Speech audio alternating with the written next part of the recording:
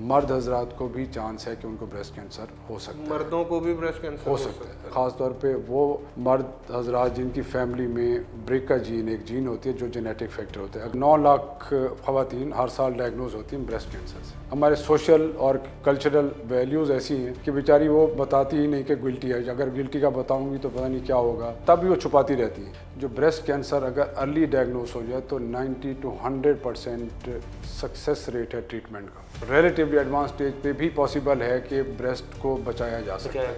और सिर्फ 5% ख़वातीन ऐसी हैं जिनको अल्ट्रासाउंड एक्सरेज की फैसिलिटीज़ ब्रेस्ट कैंसर के लिए एक रेडियोग्राफिक या रेडियोलॉजिकल इन्वेस्टिगेशन है वो अवेलेबल है। ब्रेस्ट को रिमूव करने की अब कतन ज़रूरत नहीं पड़ती, ये उस सूरत में पड़ती है जब बहुत लेट हो जाए। डॉक्टर साहब, पाकिस्तान में कितनी ख़वातीन को हर साल ब्रेस्ट कैंसर डायग्नोज होता है? 9 लाख ख़वातीन हर साल डायग्नोज होती हैं ब्रेस्ट कैंसर से। 9 लाख? 9 लाख के करीब। और किस स्टेज पे होती हैं वो मोस्टली? ये मोस्टली लेट स्टेज में होती हैं। बड़ा अनफॉर्चुनेट है कि और इसमें से 4 लाख के करीब 50% उसमें से उनकी डेथ नहीं बच नहीं पाती हैं। बच नहीं पाती क्योंकि लेट डायग्नोसिस मेन रीज़न है ब्रेस्ट कैंसर के पेशेंट्स के लिए। मेन रीज़न क्या है कि ये इतना अवेयरनेस फैलाने के बावजूद भी फिर भी ये रेशो बढ़ती जा रही है? जितनी अवेयरनेस देनी चाहिए उतनी नहीं है अनफॉर्चुनेटली। और रिंगर एक जर्नल है जिसमें लेटेस्ट 2024 की डिटेल्स दी हैं कुछ लोगों ने रिसर्च करके।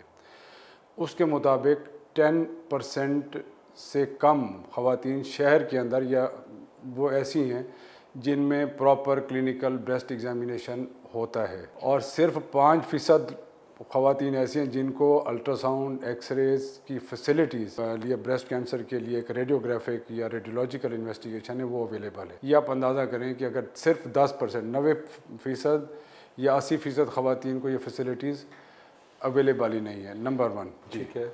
अर्ली स्टेज का किस तरह पता चलता है? क्या अबनॉर्मेलिटीज़ खातून फेस करती है या उसकी बॉडी के अंदर क्या वो सिम्टम अपने नोट करे और वो उसको हो आइडिया कि मुझे खुदा न खासा ब्रेस्ट कैंसर हो सकता है? देखिए, अर्ली डायग्नोसिस के लिए सबसे इम्पॉर्टेंट चीज़ है वो है स्क्रीनिंग। ठीक है।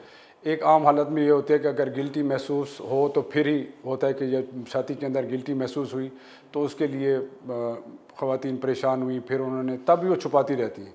हमारे सोशल और कल्चरल वैल्यूज़ ऐसी हैं कि बेचारी वो बताती ही नहीं कि गिल्टी है। अगर गिल्टी का बताऊंगी तो पता नहीं क्या होगा, मेरा भाई मियाँ या कोई नाराज़ ना हो जाए। नहीं, गिल्टी से क्यों नाराज़ हो जाएंगे डॉक्टर साहब? ये एक कॉमन फिनोमिना है। ठीक है, कि लोग नहीं बताते और बड़ी बड़ी गिल्टियाँ बड़े साइज़ की होके और कॉम्प्लिकेशन के साथ आती हैं। डॉक्टर साहब, ब्रेस्ट कैंसर से बड़ा कैंसर तो ये है कि अगर खातून को तकलीफ़ हो रही है या उसको गिल्टी महसूस हो रही है अपने चेस्ट में या बॉडी में कहीं पे भी, तो वो ये बता नहीं पाती, वो अपने घर वालों को नहीं बता पाती। तो मेरे ख्याल से जो ब्रेस्ट कैंसर जो है ये तो अपनी जगह पे एग्जिस्ट कर रहा है, मगर इससे बड़ा ख़तरनाक कैंसर तो ये है कि जो वो कम्युनिकेट नहीं कर पाते और इसको हमारी जो सोसाइटी ने बना दिया हुआ है मामला। बिल्कुल, ये एक बहुत बड़ा अलमिया है। वो ये है कि अच्छी पढ़ी लिखी खातून जिनको सारी अवेयरनेस है, वो पता जब उनको ब्रेस्ट की गिल्टी का पता चलता है तो वो डर खौफ से तो पता नहीं क्या होगा, मैं इसको कैंसर ना हो, उसके लिए फिर दम दरूद हकीम इन सब चीज़ों से, इन सब जगहों से फिर के तो फिर अनफॉर्चुनेटली डॉक्टर के पास पहुंचती हैं कि अब क्या हो। और कुछ तो काफ़ी, मैं कई ऐसी फैमिलीज़ को जानता हूं जो कि बहुत ज़्यादा पढ़ी लिखी हैं लेकिन अनफॉर्चुनेटली उनकी प्रेजेंटेशन बहुत बहुत लेट होती है। जब उनसे पूछा जाए तो वो फिर यही स्टोरी होती है, किसी से दम करा लिया, किसी से कुछ करा लिया, फिर हकीम के पास चले गए, होम्योपैथिक के पास चले गए कि कहीं ऐसा ना हो कि हमें सर्जरी से गुजरना पड़े या ऑपरेशन हो जाए या इस तरह की। इसकी सर्जरी से ख़वातीन इसलिए भी डरती हैं कि एक नॉर्मली ये बात कही जाती है कि ब्रेस्ट रिमूव करना पड़ता है। तो मुझे काइंडली आप ये बताएं कि अगर अर्ली स्टेजेस पे डायग्नोज हो जाए और जो गिल्टी है उसको रिमूव करने के लिए क्या ब्रेस्ट को भी रिमूव करना पड़ेगा या लेट स्टेज में करना पड़ता है? देखें, अब इसमें बहुत ज़्यादा रेवोल्यूशन, बहुत सारी तब्दीलियाँ आ चुकी हैं।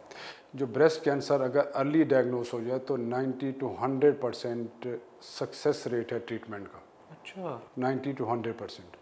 ठीक है। अगर रिलेटिवली थोड़ा सा लेट हो जाए तो वो 60-70%, अगर बिल्कुल लेट हो जाए जिसमें काफ़ी ख़वातीन पहुंचती हैं तो सिर्फ 20% तक हो रह जाता है। तो आप ये अंदाज़ा करें अगर अर्ली स्टेज पे कोई भी खातून आती है और उसका डायग्नोसिस हो जाता है तो एक तो उसमें 90 to 100% सक्सेस रेट है। दूसरा, इसकी जो ट्रीटमेंट ऑप्शंस हैं, अब ब्रेस्ट कंजर्वेशन का दौर है, उसको कहते हैं BCS, ब्रेस्ट कंजर्वेटिव सर्जरी।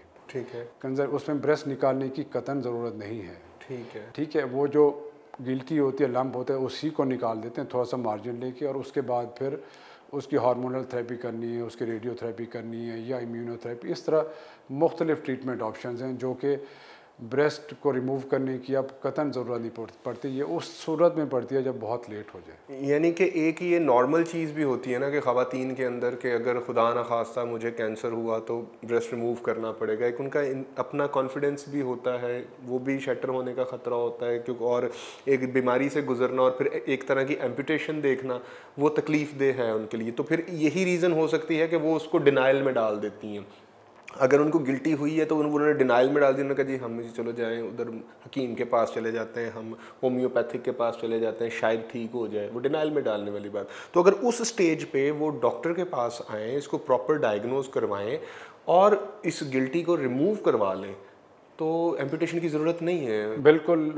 अब बहुत कम पेशेंट्स हैं जिनमें ब्रेस्ट कंजर्वेटिव सर्जरी के अलावा ब्रेस्ट को रिमूव करना होता है। इवन के थोड़ी सी रिलेटिवली एडवांस स्टेज पे भी पॉसिबल है कि ब्रेस्ट को बचाया जा सके। अब पूरी दुनिया में, पाकिस्तान में भी अब ब्रेस्ट कंजर्वेशन सर्जरी की तरफ सारे टिल्टेड हैं। ब्रेस्ट को रिमूवल, ये भी इंफॉर्मेशन है जो आपने पहुंचानी है। तो मुझे आप ये बताइए कि अर्ली स्टेज पे पता कैसे चलेगा? अर्ली स्टेज पे पता करने के लिए इसका स्क्रीनिंग एक मैकेनिज्म है। ठीक है ना? वो ख़वातीन जिनकी एज 50 साल से ज़्यादा है, हर 2 साल के बाद उनकी स्क्रीनिंग होनी चाहिए। अच्छा, वो स्क्रीनिंग होती है, रूटीन में करना चाहिए। जी बिल्कुल। और जिनकी एज 50 साल से कम है उनकी एवरी 2 ईयरली स्क्रीनिंग लाजमी होनी चाहिए। सेल्फ ब्रेस्ट एग्जामिनेशन है, clinical examination by the doctor. ठीक है। थर्ड होता है इनका अल्ट्रासाउंड या मेमोग्राम।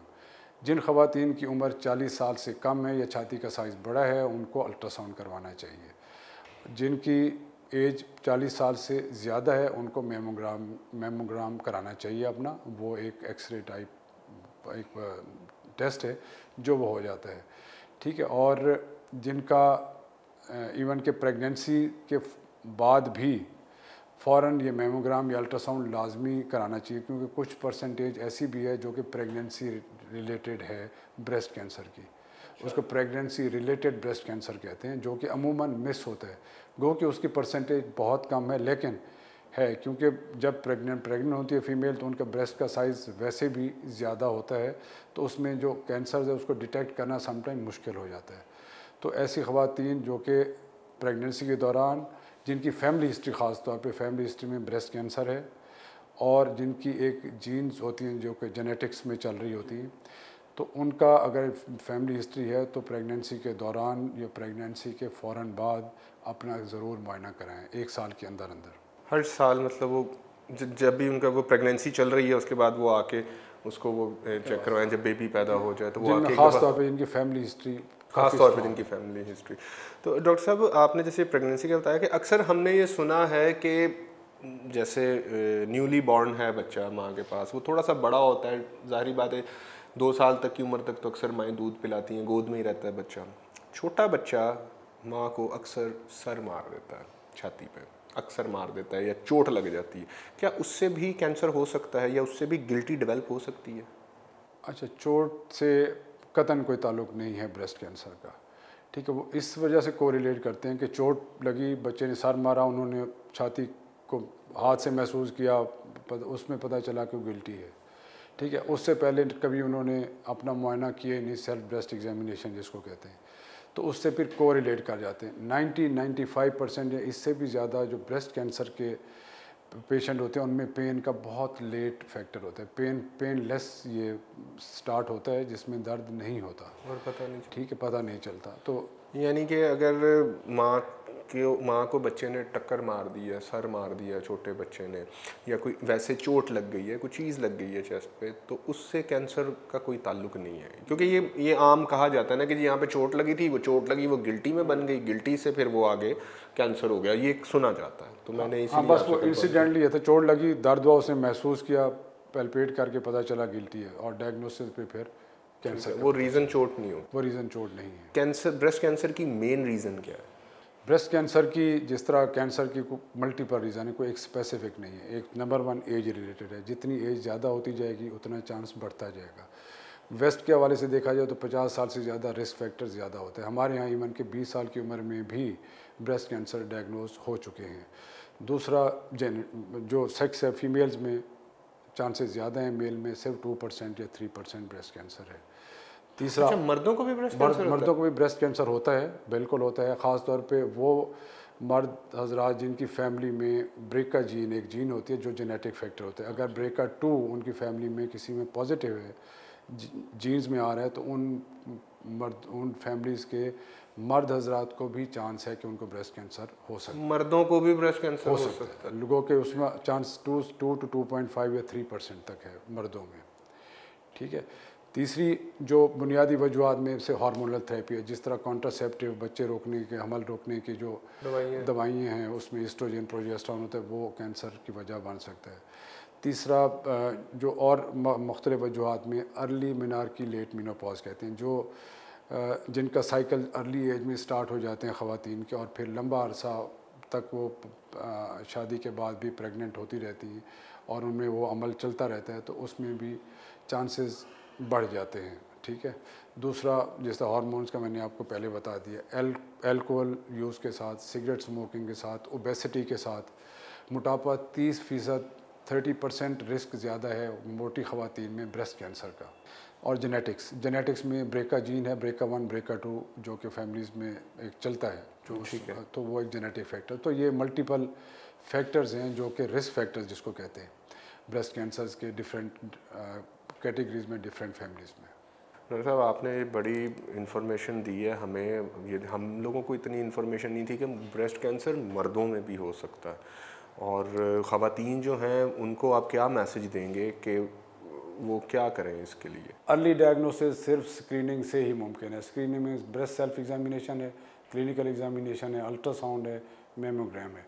तो जिस स्क्रीनिंग में जितना अर्ली अपने आप को डायग्नोस कर लेंगे, उतना ही अपने आप को इस ब्रेस्ट कैंसर से बचा भी सकते हैं और अपने जो ट्रीटमेंट को 100% सक्सेसफुल भी कर सकते हैं। अगर किसी को गिल्टी महसूस होती है तो फ़ौरन पहुँचें अपने डॉक्टर के पास, अपना मुआयना कराइए, क्योंकि आपका अब ब्रेस्ट रिमूवल वाला दौर नहीं है, अब breast BCS, breast conservative surgery का दौर है।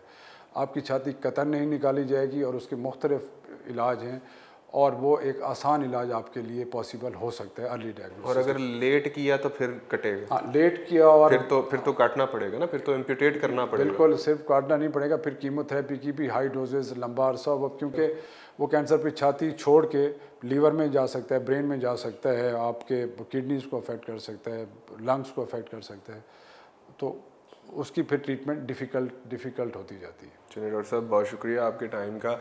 नाजरीन, अगर आपको कैंसर से रिलेटेड कोई भी इन्फॉर्मेशन चाहिए तो बराए मेहरबानी हमें कमेंट्स में बताइएगा, हम आप तक उसकी इन्फॉर्मेशन लेके आएंगे। मेरी तमाम ख़वातीन से ये इल्तिजा है कि अगर वो अपनी छाती में किसी किस्म का भी कोई भी अबनॉर्मेलिटी देखें, कोई भी तकलीफ़ महसूस करें या गिल्टी महसूस करें, तो खुदा के वास्ते फ़ौरन स्क्रीनिंग करवाएं, अपनी फ़ौरन डॉक्टर को चेक करवाएं, इसको छुपा के ना बैठी रहें। अब आपके हाथ में है कि आप इसको अर्ली डायग्नोस करवा लें, और अर्ली डायग्नोस करवाने का फ़ायदा ये है कि जो आपके जहन में एक डर बैठा होगा कि शायद ब्रेस्ट रिमूव करना पड़े, ऐसा बिल्कुल नहीं है। अगर आप अर्ली डायग्नोस करवा लेंगी, और उससे आपको सबसे बड़ा जो फ़ायदा होगा कि आपका ब्रेस्ट रिमूव नहीं करना पड़ेगा, ना ही आपको हाई डोज ऑफ केमोथेरेपी पे जाना पड़ेगा। तो ये तकरीबन 90% सक्सेस रेट है, जैसे हमें डॉक्टर साहब ने बताया। तो खुदारा अपने पे रहम करें।